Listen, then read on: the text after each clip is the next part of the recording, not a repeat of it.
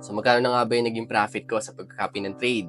So ayan mga paps, napakadami ko nabasang mga comments sa inyo na waiting na kayo na i-reveal ko na kung magkano yung naging profit ko in a week sa pagka-copy ng trade using Exness Social Trading app.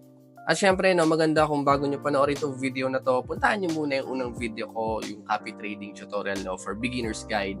Ayan, punta lang kayo sa bio ko. Ito, makikita nyo naman yun dyan. Click nyo lang yan. At syempre, itong kasunod na video niya, tinuro ko rin kung paano i-download at mag-register sa Exness and also Exness Social Trading app. Okay, so check na natin. Ayan, so nandito tayo ngayon sa pinaka-homepage ni Exness Social Trading app.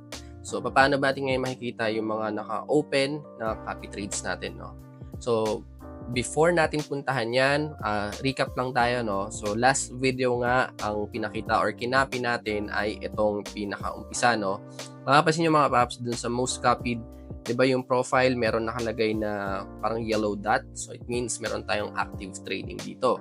So, click lang natin yan. At yan, mapapansin sa taas, may nakasulat din na copying now. So, dito sa profile niya, hindi natin dito makikita yung active trades na kinakopy natin sa kanya, So, ngayon, yun yung i-check natin. Para makita rin natin kung magkano yung naging profit ko sa kanya. Pagdating dito, nakikita nyo yung tatlong options sa baba. I-click lang natin yung nasa gitna. So, ito na mga paps. So, dito pa lang makikita nyo na kung magkano yung na-earn ko, during those days na nagka-copy ako sa kanila.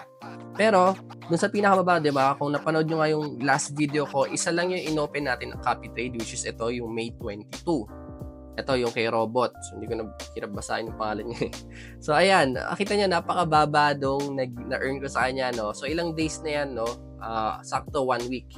At ayan, wala pang 1 USD yung na-earn ko. Well, okay lang yan kasi, again, mababa yung risk neto. So, syempre, expect natin mababa talaga yung magiging profit neto, although safe naman yung funds natin. Pero mga paps, kung papansin nyo, meron din akong in-open na trade nung May 24 naman. After 2 days ko siyang i-open. At ito naman yung kay social trading. So ito, 5 days pa lang nakakalipas ng in-open ko to at meron na ako na-earn sa kanya na 7 USD. So parang lumalabas more than $1 a day yung na-earn ko sa kanya, So yan mga paps, bakit ako nag-open ng ibang trades? Maliban dun sa pinakita kong video dati. Dahil dun sa una nating kinapi, ang risk dun is 1. So, nagpakita lang ako ng isang trade pa. Ito nga yung in-open ko, yung nasa taas. Ang risk neto ay 7. So, sobrang taas, Malaki rin yung chances neto na malugi ako. So, yan mga paps, nakita nyo na kung magkano lang yung naging profit ko, sa pag-copy ng trade. Pero kasi syempre, mababa kasing risk nun. So, syempre, expect na mababa rin yung reward. So, good thing na lang din at nagpakita ako ng isa pang sample using yung mga high risk na traders pero high reward to.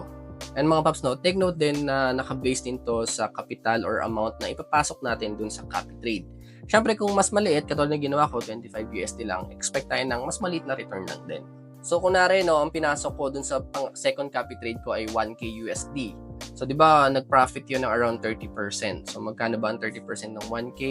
Mga nasa 300 USD, So, sa peso, parang mga nasa 15 or less than 20K yun. So, malaki yun, mga paps. Talagang naka-base din to sa kung magkano yung amount or yung capital na ipapasok natin sa isang copy trade. So, yun mga paps. So, sana nagustuhan nyo tong video na to. At yun nga, kung baguhan ka pa lang at gusto mong matutunan kung paano magsimula ng copy trade kay Exness Social Trading app, panoorin mo yung unang video na ginawa ko. So, yun lang muna mga paps. So, huwag niyo pong kalimutan mag-like. At syempre, i-follow niyo na rin po ako para updated kayo sa mga ganitong video.